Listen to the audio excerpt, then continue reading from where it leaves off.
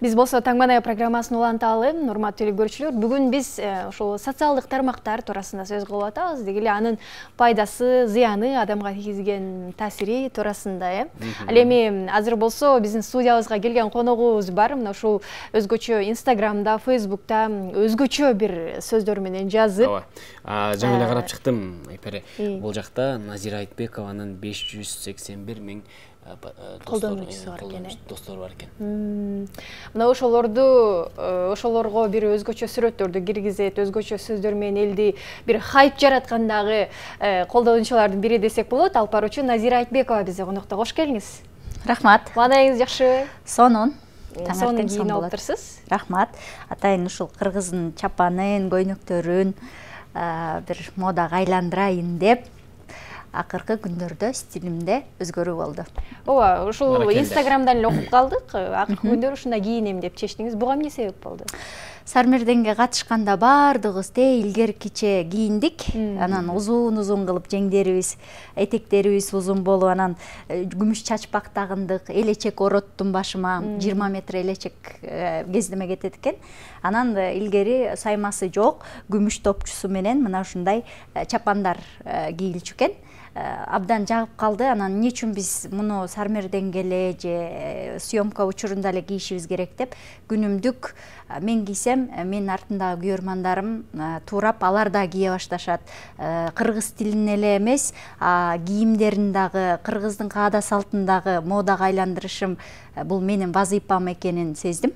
Анткени 580 миңден ашык адам да көрүп атат. Албетте, ооба. Бүгүнкү күндө ошондой эле болуп калбадыбы? Бай интернет, Инстаграмдан көрдүңүз окшойт сизде эле. Бул бут кийимди кыздарский эмес, муну кие берсе балдарский болуп калат деп кийип жүрөт бирөө.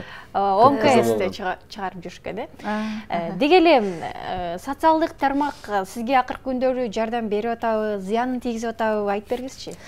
Социалдык тармак бул замандын өнүгүшү менен кошо келген тармак, ошон үчүн зыяны жок мен үчүн. Пайдасы эле. Эгерде нервиң жука болсо, ыйлак болсоң, адамдардын сөздөрүн көтөрө албасаң, анда зыяны тиймек. Бирок эгерде нервиң калың болуп, сен элдин адамы экениңди билип, жана ошондой эле элден ар кандай пикирлер келерин кабыл ала турган болсоң, анда пайдасы эле тиет. Пайдасы бартердик негизде жылдыздар көп иштерин билесиздер. Кийим кечегибиз, тамак ашыбыз, аны мунубуздун баары бекер. Биз рекламасын жасап беребиз. Ошол жаатта абдан пайдасы тиет. Жана ошондой эле мен өзүмдүн оюмду, жүрөгүмдөгү пикиримди жеткириште дагы оңой олтоң үнүмдү жеткире алам. Ошол жаатта пайдасы тиет. Күйөрмандарым менен кадимкидей тыгыз байланышта болом, жана күйөрмандарыма менин ким экенимди ачык айкын көрсөтө алам. Ошол жактан пайдасы тиет. Мисалы үчүн сырттан мурун мени тааныбагандар, билбегендер, жан дүйнөмө сүңгүй албагандар бир башкача образда элестетип жүрүшчү. Ал эми Инстаграм, Фейсбуктун пайда болушу менин жан дүйнөмдү жакыныраак ачып берди десем болот. Теледен көрүп башкача элестетишчи? Албетте, биздин теледе эми ар кандай ролдорду ойной бересиң деп, берүү алып барып атканда дагы роль ойнойсуң. Ошон үчүн режиссер кандай образ берсе, ошол боюнча чыгасың. Анан көбүнчө меники балким стервалык мүнөз болуш керек окшойт деп ойлоп калдым. Урушчак деп ойлошкон. Урушчак, ооба, анан баягы көп эле адамдар телевизордон башкача мүнөздөмө берип жүрдүм эле, анан жакын тааныганда башкача кыз турбайсың деген жакшы пикирлерин калтырды, ошондон улам айттым. Жакшы. Сиздин көңүлүңүздү оорутуп, жүрөгүңүздү оорутуп, маанайыңызды түшүргөн комментарий. Бул башында болчу. Комментарий өзүм жөнүндө сөздөрдү окуп алып, бырылдап ыйлай берчимин. Кийин көп китептерди окуй баштаганда адам өзү жөнүндө жакшы жана жаман сөздү көтөрө албаса, демек комплекси бар адам дегенди түшүндүрөт экен. Демек өзүн кабыл ала элек, демек өзүнө мындай бир психологиялык жактан назик дегенди түшүндүрөт экен. Ошон үчүн эгерде сен жөнүндө жаман сөздү дагы, жакшы сөздү дагы бирдей кабыл ала турган болсоң, бул өзүңө өзүң берген баа жогору дегенди түшүндүрөт экен. Эмне деген китеп окудуңуз? ар кандай мен тренингтерге көп барам, психологиялык жанагындай көп китептерди окуйм, өзүн өзү өстүрүү боюнча китептерди окуйм, мотивациялык китептерди окуйм. Ошон үчүн бул жаатта өзүмдү жакшы эле даярдап алдым деп ойлойм. Демек сөздөрдү көтөрө билсем, мен өзүм билишим керек экен да менин кандай экенимди, өзүм баам жогору болуш керек экен.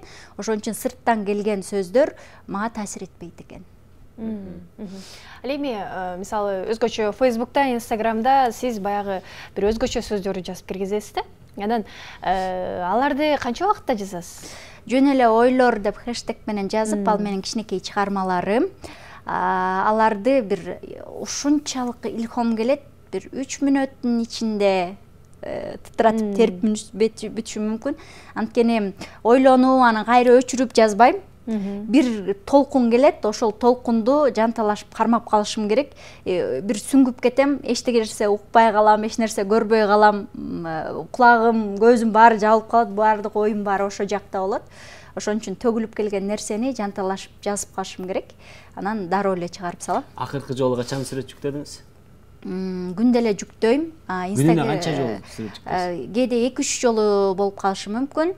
Кээде 1 жолу болуп калышы мүмкүн, кээде 2 күндө 1 болуп калышы мүмкүн. Бул менин жумушум кадимкидей эле Instagram, Facebook. Ал жакта кадимкидей эле иштеп, жаңы фотосессияларга түшүп, Instagram, Facebook үчүн ушинтип турам. Жарнама үчүн эң көп алган акчаңыз канча болду? $200. Калганы бартер түрүндө. Калгандары бартер түрүндө, ооба. Ар кандай болот. 4,5 миң сомдон өйдө, кээде 7 миң сом төлөнөт. Чыгылып элдин да чөнтөгүнө карайм, сүйлөшкөнүбүзгө жараша. Айрым көп учурда, бирок мисалы үчүн 100%, 80% бартердик негизде кетет. Анда эле акча төлөнөт. Айта аласызбы, мисалы азыркы күндө ушул Instagram аркылуу эле эч жумушу жок эле ушу менен жашаса болот деп. Эгерде ошондой каттоолуучулар көп болсо. Бизде мисалы үчүн чыгармачыл адамда мен фрилансер катары иштейм, бир жакта туруктуу байланган эмесмин. Эртеден кечке чейин жумушум болбойт. Съемка алган учурлары, долбоорлор болгон учурлары гана чыгып кайра келем. Көбүн учурда ушундай бош эле үйдө эле болуп калышым ыктымал. Ошон үчүн алындай учурда кадимкидей эле жардамын тийип, мисалы үчүн чөнтөгүмдө бир тыйын жок болсо деле, кенен кесир тиякпактарга барганга, кенен кесир жүргөнгө дайыма бул шартым болот да. Сиздин аккаунтуңузду, сиздин өздүк баракчаңызды бир күндө жок кылып салды. Сиз кандай абалдасыз?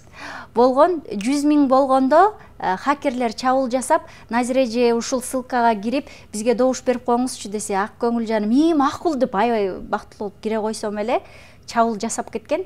Анан кадимкидей колу буту жоктой, бир кызыктай болуп калат экенсиң. Анткени мурун болсо айтат эле го, жылкыңа карап ышкыр, төшөгүңө карата бутуң суун дейт го. Азыр Инстаграмга карата, подписчигиңе карата болуп калыптыр да. Анан подписчигиң жок болсо, элдердин сага болгон мамилеси кадимкидей өзгөрө түшөт экен. Мурун байларга мындай жакшы мамиле жасайт эле го. Ошондой эле азыр Инстаграмда катталуучуң көп болсо, сага жакшы мамиле жасалат экен. Аябай таң калдым.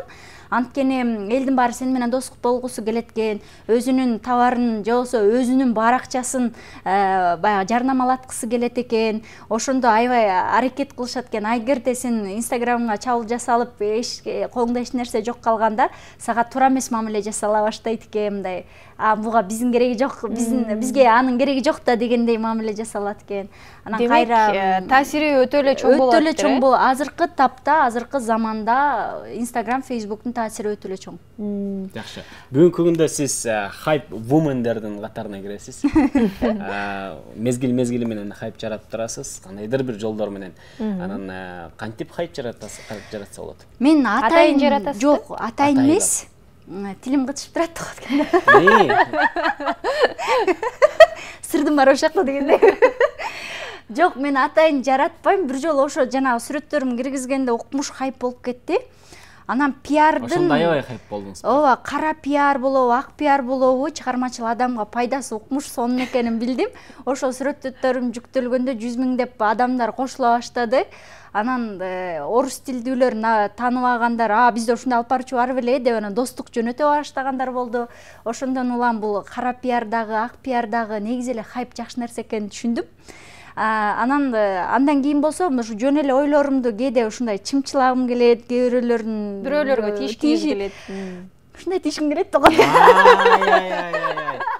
Келип калдык. Ошондой учурда бир нерсе жазып койсом эле, баягы башка сайттар дароо көчүрүп алды эле, темасын башкача коет дагы. Мисалы үчүн жөн эле ойлорумда мааниси мен айтайын деген маңызы таптакыр башка, а бирок башка өңүттө арасынан сөзсүз түрдө бир төшөк деген жерин алып алышат же ушундай туура эмес мааниге кептелген теманы коюп коет дагы, жанагы сүрөттөрүндө чаптап коет. Анан сырттан караган кишиге мен бир жеңил ойлуу бир адам катары көрүнүп калам да. А бирок статусты окусаң таптакыр мүнөзү терең башкача ойду айтылат да. Ошентип азыр YouTube каналдарга, тияк бактарга, сайттарга өздөрүнүн катталуучусун топтош үчүн мени колдонгон учурлар көп болуп атат. Анан каалаймбы, мен каалабаймбы, бул менин каалоомдон көз каранды эмес. Өздөрүнөн өздөрү ушинтип жайылып кетип атат. Ушул жерден азыр кантип хайп чыгарсак болот? Азыр сиздин тажрыйбаңызда. Албетте, чечинишиң керек деп. Бир сөз чынында эле, бир сөз менен эле хайп жаратуу мүмкүн. Биз дагы ушул теманы коелу деп чечтик, азыр ушул сөзүңүздөн кийин. Эмне тема экен? Аны айтпайбыз, бир аздан кийин көрөсүз. Макул. Алып баруучулугуңузга келе турган болсок, мисалы ошол эле социалдык тармактар башка менен алек болуп жүрүшөт, элдер жаңы долбоорлорду алып чыгайын деген ойлор жаралып атабы же азыр санариптик берүүгө өткөндүгүнө байланыштуу көп эле каналдан сунуш түшөт. YouTube канал азыр абдан жакшы өөрчүп атат. Ошон үчүн кандай гана нерсе жаратпайын сөзсүз түрдө берүү мүмкүн. Азыр сунуштар түшүп атат бул жаатта. Бирок актёрдук чеберчилигиме көбүрөөк сунуш түшөт окшойт деп ойлойм да. Азыр элимне дейттин долбоорунда тартылып жатам, андан сырткары дагы айтпай турайын, эми бир-эки дагы ошол актёрдук чеберчилигиме байланыштуу дагы долбоорлор бар. Алып баруу жаатында мен көбүрөөк ошол жанагы роль аткарган жагыма көбүрөөк басым жасалган окшойт да. Анткени элге абдан жакты да бул өнөрүм. Мисалы үчүн кайнене болгон, кемпир болгон, 14 жылда топтогон аброюм, мындай топтогон күйөрмандарым бат эле ошо элемне дейттин долбоору менен эле бат эле ошол актёрдук чеберчилигиме ооп кетишти дагы, эки эсе күйөрман топтодум. Ошондон улам элге эмне жагат экен, менин актёрдук чеберчилигим жагат экен деп, анан бул нерсе мага да жаккандыгына байланыштуу көбүрөөк алып баруучулукка эмес, ошол жакка басым жасап алдым окшойт. Демек, актриса болоюн деп чечтиңиз мындан ары? Мындан ары эми кандай долбоор келсе кабыл ала берем. Бул менин эки көзүм сындуу, бир көзүм алып баруучулук болсо, бир көзүм кадимки эле ошол актёрдук чеберчилик. Ошондой эле жазуучулукка дагы ыктап атам азыр. Ал дагы өнөрүмдү ачып атам. Акыркы учурда Сармерден Кош жылдыз долбоорлоруна катыштым. Ырчылык өнөрүм дагы аз-маз чыгып келатат. Кемпирдин образын каяктан алдыңыз? Мен кичинекей кезимде чоң энем өстүргөн, 2 айыман баштап. Ошон үчүн каалайбымбы, бул энемдин баскан турганы, анын мунусунун баары, мимикаларын баары мага жугуп калган. Кимди карап өссөң ошол боюнча өсөсүң да. Анан менин күзгүм ошо чоң энем болчу да.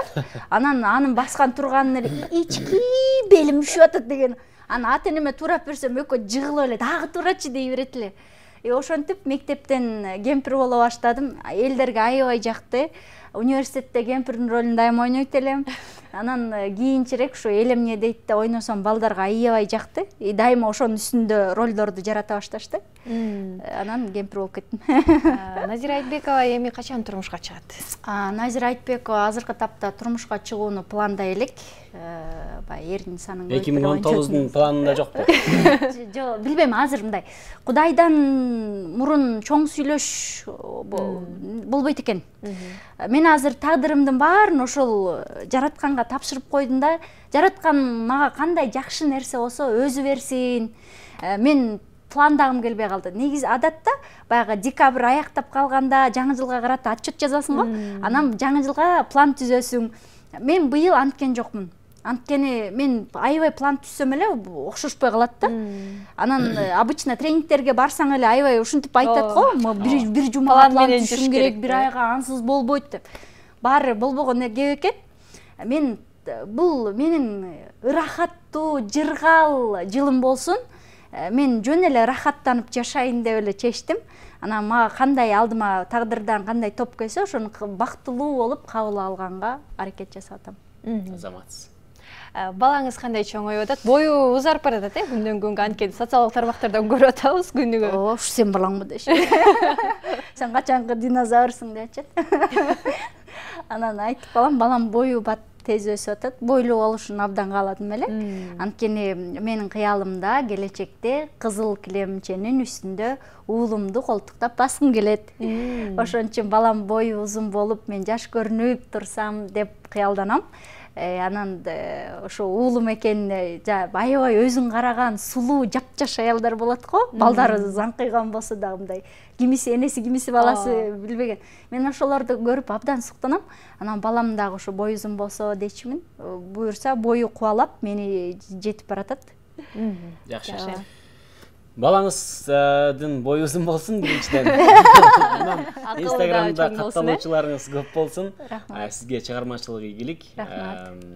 Бардык жактан ийгилик каалайбыз. Рахмат. Ыраазычылык билдиребиз, келип бергендигиңиз үчүн, жакшы маек үчүн, ачык айрым дайыма ушундай жүрөсүз. Ыраазычылык билдиребиз. Биз болсо Таңманай программасын жыйынтыктоочу убакыттар келе жатат. Бүгүн бизде конокто алып баруучу Назира Айтбекова болду. Эмне кылалы? Коштошобуз Назира Айтбекова менен. Ал эми биз эфирибизди дал ушундай нотада уланта бермекчибиз.